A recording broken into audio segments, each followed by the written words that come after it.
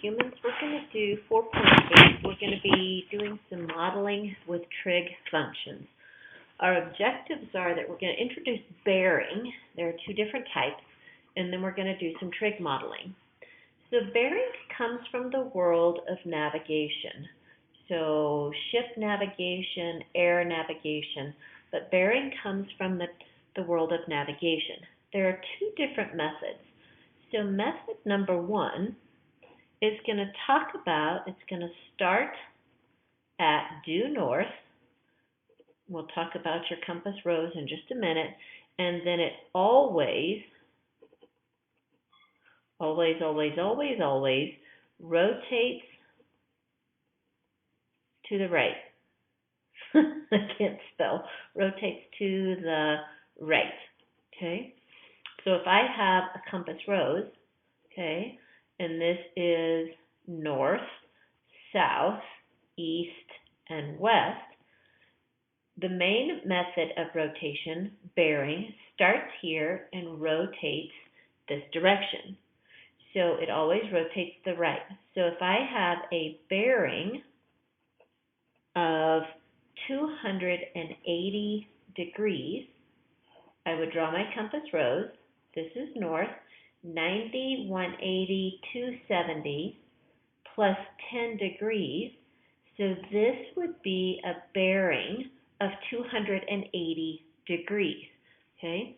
So when we do these, we're still going to do math on our reference angles, but the bearing locates the angle, and bearing always starts at true north. The second method, and I don't know that they're really methods, but they're two different types of notation, is going to give your directions in terms of your directions. So for example, it might say that I have a bearing of south 35 degrees east, okay? So in this particular case, we're going to start at south, okay? Remember, this is south, and I'm going to go 35 degrees east, so this is 35, which means this is 55. Remember, we only do math on the triangle sitting on the x-axis, but south, 35 degrees east, would put us in this location, okay? So if I had a bearing of north 80 degrees west, okay, so I'd start my compass rose. I'm going to go north, and I'm going to go 80 degrees west. So if this is 80 degrees west, that means this is, bad math, 10 degrees, okay? That's a 10, not a 2. We'll try to make it look like a 1, okay? And this would be the location. So when you do bearing, I will tell you to do when in Rome. So if the problem says bearing of 280 degrees, then your solution should follow suit. When in Rome, you do as the Romans do, okay? If, on the other hand, the problem starts with this type of bearing, then when you give your solutions, you're going to report your solutions with this type of bearing, okay? So we use these angles to help us get where we need to be, but we only do math on the triangles that are sitting on the x-axis.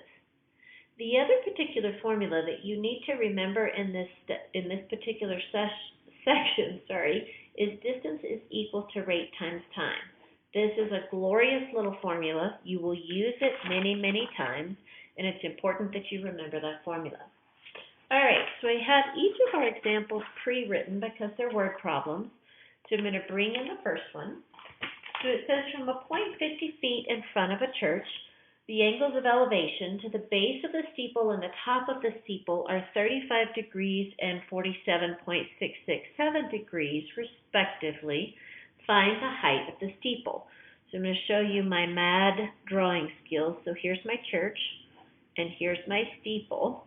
And so over here, I am 50 feet away.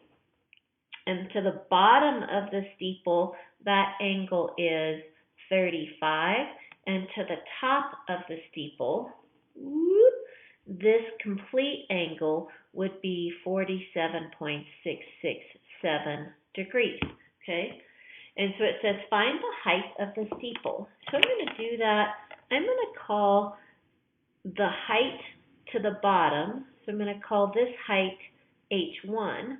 And I'm going to call the height all the way to the top H2. Okay?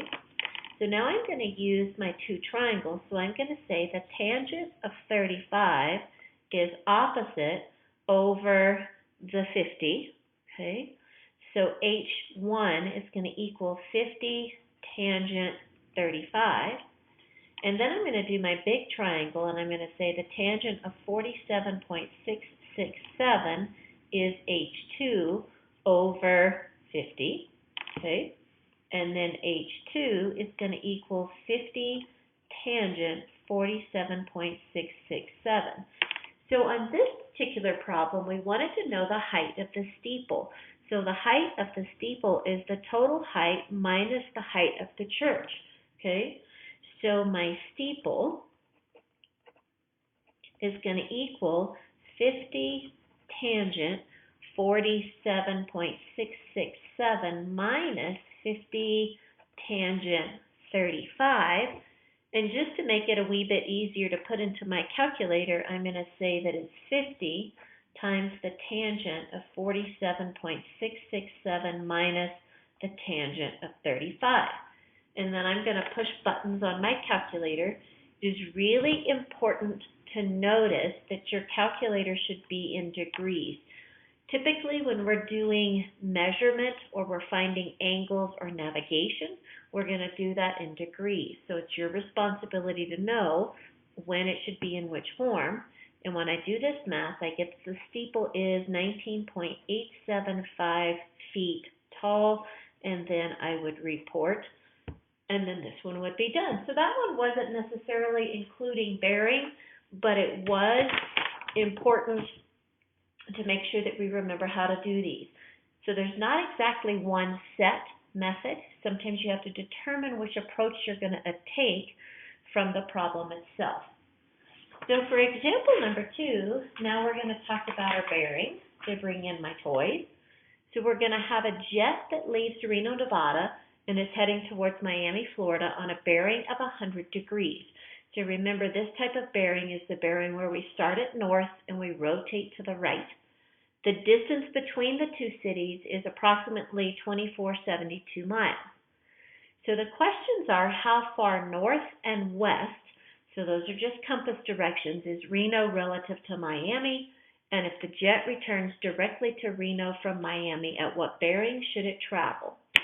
So when we start doing these problems, we're going to start them at the origin, okay? And I'm going to put north right there.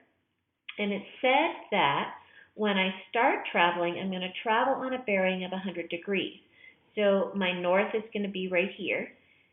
100 degrees, I'm going to start at north. There's 90 plus 10, okay? So this angle is 10. And this one is 90 because it is a right triangle, right? Or a right angle. And then I'm going to travel. So I always label this as Reno, Nevada, and I'm going to go to Miami, Florida. And I know that the distance between those 2 points is 2472, okay? And I want to know how far west and how far north. So notice that we're talking about, we're relative to Miami, so I'm going to go north and west. So if I do the sine of 10 is north, or y, whichever you want to call it, over 2472, my north is going to be 2472 sine of 10. Again, that's in degrees. And so I'm going to be 429.258 miles north. Okay, and then west is going to equal cosine. So I'm going to do the cosine of 10 is adjacent, or we'll call it west, over the 2472. So my west is equal to 2472 cosine 10, and my west is 2434.445. So west is 34.445 miles west. Okay? So sometimes it's just simple right triangle trig. Sometimes it gets a little bit more entertaining. Now the next part of the question I think is the one that's the most important. It says, if the jet returns directly to Reno, what bearing should it travel? So anytime in these types of problems that you change directions, you draw a new compass rose. So I'm going to draw my new compass rose down here. I know that this angle is 10, so I know that this angle is 10 because they are alternate interior angles of parallel lines. Okay, alrighty. And then if I want to find my bearing to go home, 90, 180, 270, 280. So for the B part, my bearing to return is going to be 280 degrees. So this is my bearing. So if I start here and I fly home, okay? Anytime in these problems you change directions, you draw a new compass rose, and oftentimes we're looking for either complementary or we are looking for alternate interior angles to help us to determine the bearing. All right, that one wasn't so bad. So the next problem is another bearing problem. We like bearing. So example number 3 says a ship is going to leave port at noon and is going to head due west at 20 knots. And that is 20 nautical miles per hour. I don't know the difference between nautical miles and land miles, so that would be for somebody that knows that better than I do. At 2 o'clock p.m., the ship changes course to north 54 degrees west. Notice that this is the other type of bearing. Find the ship's bearing and distance from port of departure at 3 o'clock. So I'm going to start by drawing a diagram, okay? So a ship is going to leave port at noon and it's going to head due west. So here's going to be my little ship, okay? And he's going to leave port and go due west at 20 nautical miles per hour, okay? So at 2 o'clock, he's going to change course, alrighty? So, let me look at what I've done real quick. I'm going to change my diagram just a little bit, and I'm going to put my ship starting right here. So this is port. There we go. Because I think that's going to make the next portion a little bit easier, okay? So he went for 2 hours, and he went at 20 nautical miles. So remember that distance is equal to rate times time. So the distance is going to be 40 nautical miles, okay? At this point, he changes direction, and this is why I wanted to redo my thing. And it says that he goes north 54 degrees west. He's going to go north 54 degrees west. So this is 54. That means that this is 36. Now my ship is traveling along this path, okay? And it says find the ship's bearing and departure at 3 o'clock. So from here he hits at 2 o'clock, and then he's going to get over here. So he's going to travel for 1 hour, okay? So his new distance is going to be 20 nautical miles because he traveled 20 nautical miles per hour for 1 hour, okay? All right, and so then what I'm looking for is I'm really having this triangle that looks kind of like this, okay? Alrighty, so this is where he started at 12 o'clock. This is where he was at 2 o'clock, and then he ended up over here by the time 3 o'clock. Alrighty, so I did use the formula, distance is equal to rate times time. That's how I found the 40 and the 20, okay? Alright, so now I'm going to use this is 36 degrees, and sine this guy is going to be 20 because that's the distance that he traveled, okay? And then I don't know what this distance is, so I'm going to call that distance y. So I'm going to say the sine of 36 is y over 20, and then y is going to equal 20 sine 36, and that's going to be a number that I didn't write down, so we can look that up on our calculator, okay? So I'm going to make sure that my grapher is in degrees. It is, and I'm going to do 20 sine 36, and I'm going to get, oops, too many buttons on my calculator, 11.756, okay? All right. So the next thing that I'm going to do is I'm going to find, I found this distance, I found y. I don't know this horizontal distance here, and I'm going to call that x. So I'm going to, I'll do it orange. So I'll say the cosine of 36 is x over 20. So x is going to equal 20 cosine 36, and I can find that distance. So 20 cosine 36 is 16.180, okay? Alrighty, so I'm going to label this port. This is where we started. I now know this horizontal distance and this vertical distance for this particular 20 miles that he traveled.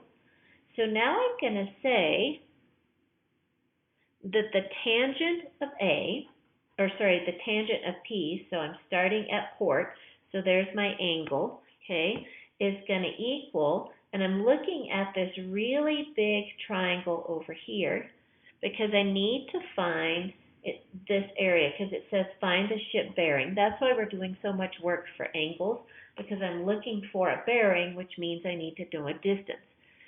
So if I look at this really big triangle, so from P to here up to here, okay, then I'm going to say the tangent of P is the y that I found over x plus 40, okay, and then I'm going to say P is equal to the inverse tangent of y over x plus 40, okay. And so when I do that, I'm going to put in the numbers that we found. So I had 11.756 over 16.180 plus 40. And when I do the inverse tangent of that, I get 11.82 degrees. Okay? All right. So right now, I know that that angle is 11.82 degrees. Okay? All right, so the distance from port. So now what I'm looking for, here's where I started. I started at port. My ship is now chilling over here. I need to find that distance, and I'll call it z. So remember, I have a really big triangle over here. So I can say that the sine of the 11.82 that I found is equal to, sine is opposite, and the opposite was y, 11.756 over the hypotenuse z. Okay, so z is going to equal 11.756 divided by the sine of 11.82. And when I do that, I get that z is 57.4 nautical miles. Okay, and that's that distance from port up to the ship. So really using a combination of geometry and then a little bit of trig.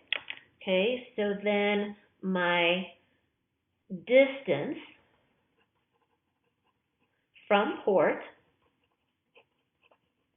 is going to equal 57.4 nautical miles. My bearing, this is where the bearing gets a little bit entertaining. So I could report this a couple of different ways. I could say that it is west 11.82 degrees north. So I could report it that way. So I would write that my bearing is going to be, because I'm starting on the horizontal and I'm starting on the left, west 11.82 degrees north. Or if I wanted to start at north and talk about the other direction, I would need to find the complementary angle, or I could say this is north 78.18 degrees west. Either measure is okay. This one might be a little bit easier because we already found that angle. So remember, when we're doing these examples, that we're really looking for a lot of angles, and I label my drawings really well. All right, I have one more example for us. So example number 4. So I have an observer in a lighthouse that's 350 feet above sea level, observes 2 ships directly offshore. So here's going to be my lighthouse. Don't be laughing at my spectacular artwork. So here's my lighthouse, and it is 350 feet tall, and it sees 2 ships offshore. Okay, one is at 4 degrees and one is at 6.5 degrees. And it says that I want to find the distance between the ships, x. Okay, so because they have 2 different horizontal distances, I'm going to name that quantity y. This is the one that I'm looking for because it says what is the distance between the 2 ships. So I'm going to start like we did with our indirect measurement. If I start with this triangle, I'm going to say the tangent of 6.5. And sorry, I neglected to tell you that my angles of depression are 4 and 6.5. Remember that angles of depression start at the horizon line and go down. Also remember that the angles of depression are equal to the angles of elevation. So that's why I automatically put them down here. The closer I get to an object, the bigger the angle of elevation. Okay, so that's how I knew that these were 4 and 6.5 respectively. So if I go back to here, my tangent is going to equal opposite over the adjacent. And I'm going to get that y is equal to 350 divided by the tangent of 6.5. And yes, I skipped steps. I cross-multiplied and then divided. If I do this triangle, I'm going to get the tangent of 4 degrees is going to be opposite 350 over x plus y. And if I cross-multiply, I get x plus y is equal to 350 divided by the tangent of 4. Both equations need to be solved for the same variable, so y is going to equal 350 over the tangent of 4 minus x. So now I can set the 2 equations equal, so I get 350 over the tangent of 6.5 is equal to 350 over the tangent of 4 minus x. I'm going to isolate x, so x is going to equal 350 over the tangent of 6.5 minus 350 over the tangent of 4, and I had a negative x, so then I'm going to make that whole thing negative. Circle that so I don't lose it, okay? And then if I push buttons in my calculator, I'm going to get that x is equal to 1933.323 feet. So it just so happened in this one that I got lucky the way that I solved the equation, and I didn't have to substitute a value back in to solve for y, because I wasn't really looking for y. I wanted to know the distance between the 2 ships. Okay? Alrighty, that's it for today. I will see you soon.